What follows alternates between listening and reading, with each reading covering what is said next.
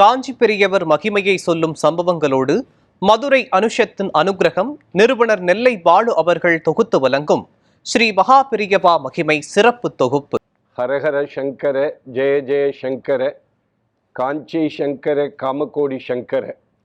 எல்லாம் வல்ல ஜெகத்குருவின் திருவருளால் இந்த நாள் இனிய நாளாக அமைய அன்பு பிரார்த்தனைகள். நாம் ஒவ்வொரு நாளும் நியூஸ் 7 தொலைக்காட்சியில் ஸ்ரீ மகா பெரியவா மகிமை என்ற தலைப்பில் ஒவ்வொரு சிந்தனைகளையும் நாம் அனுபவித்து வருகிறோம். அந்த அடிப்படையில் இன்றைக்கு மதுரையும் காஞ்சி ஸ்ரீ மகா பெரியவரும் என்பதை பற்றி சிந்திக்க இருக்கிறோம். காஞ்சி மாமுனிவர் ஜெகத்குரு ஸ்ரீ சந்திரசேகரேந்திர சரஸ்வதி மகா சுவாமிகள் மதுரையிலே 2க்கும் மேற்பட்ட முறை 3 முறை அளவில் சாதுர்மாசி விரதம் மேற்கொண்டிருக்கிறார். அதுவும் குறிப்பாக மதுரையினுடைய மையப்பகுதியில் இருக்கிற சேதுபதி மேல்நிலைப் பள்ளியில் சாதுர்மாசி விரதம் மேற்கொண்டிருக்கிறார். அப்பொழுது சாதுர்மாசி விரதம் மேற்கொண்டிருக்கிற பொழுது மீனாட்சி அம்மன் திருக்கோவிலுடைய கும்பாபிஷேகம், மிகப்பெரிய கூட்டம், லட்சக்கணக்கான கூட்டம்.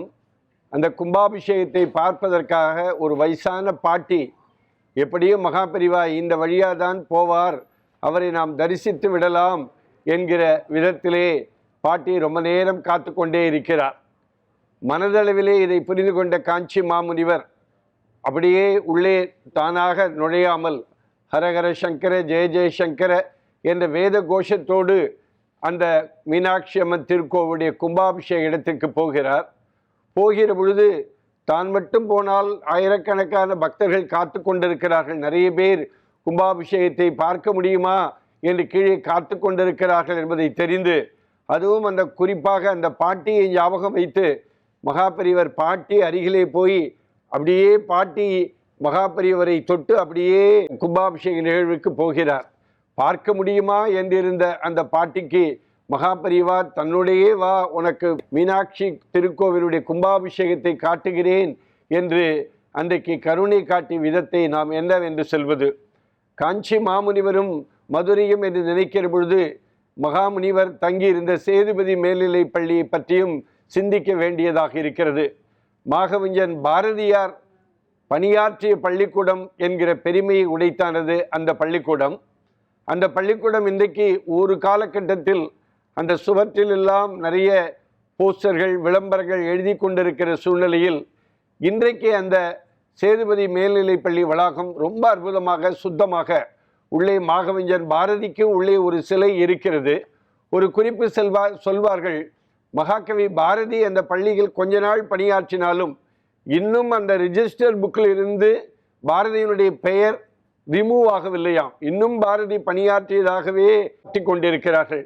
அப்படிப்பட்ட அந்த சேதுபதி மேல்நிலை பள்ளியினுடைய வாரியத்தினுடைய தலைவராக இன்றைக்கு தொழிலதிபர் சங்கர சீதாராமன் அவர்களும் அதனுடைய செயலாளராக நடன கோபால் அவர்களும் இருக்கிறார்கள். அதுவும் குறிப்பாக சேதுபதி மேல்நிலை பள்ளி மற்றும் மதுரை கல்லூரி மேல்நிலை பள்ளியினுடைய செயலாளராக வழக்கறிஞர் பார்த்தசாரதி அவர்கள் சில வருடங்களாக இருக்கிறார்கள். வழக்கறிஞர் பார்த்தசாரதி வந்த பிற்பாடு அந்த பள்ளிக்கூடம் ரொம்ப அற்புதமான பிற மெட்ரிக் பள்ளியை தாண்டுகிற விதமாக பள்ளிக்கூட வளாகத்திலே நுழைந்தாலே ஒரு மிகப்பெரிய தேஜோமயமான பள்ளிக்கூடமாக அந்த பள்ளிக்கூடத்தை இன்றைக்கு மாற்றியிருக்கிறார்.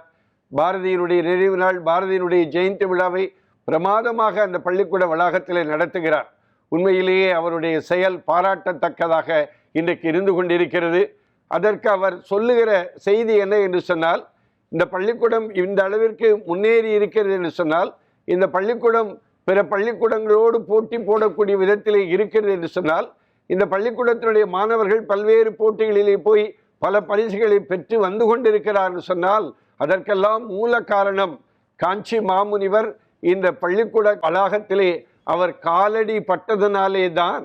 காலடியில் பிறந்த ஆதிசங்கரர் பாரம்பரியத்திலே உருவாக்கப்பட்ட காஞ்சி மடத்தினுடைய பீடாதிபதியாக அந்த மகா பெரியவர் இந்த பள்ளிக்கூடத்திலே வந்ததனுடைய விளைவுதான் இந்த பள்ளிக்கூடம் இந்த அளவிற்கு பெயர் பெற்றிருக்கிறது என்பதாக நான் நினைக்கிறேன் என்று பேசுகிற மேடையெல்லாம் சொல்லிக்கொண்டே இருப்பார்.